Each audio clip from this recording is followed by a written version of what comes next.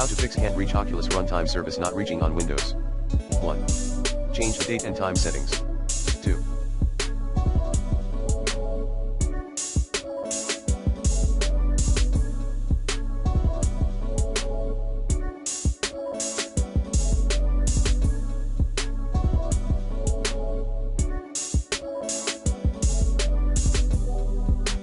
Download and run the patch provided by Oculus. 3.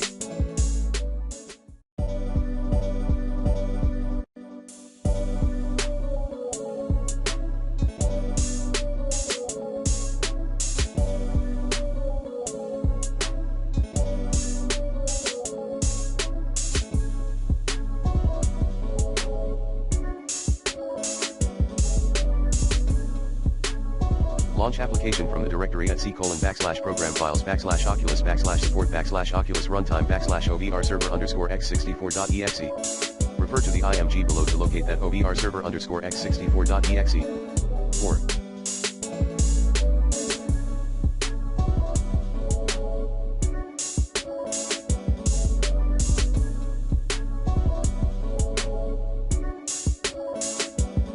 Restart Oculus VR Runtime service. Like this. 5.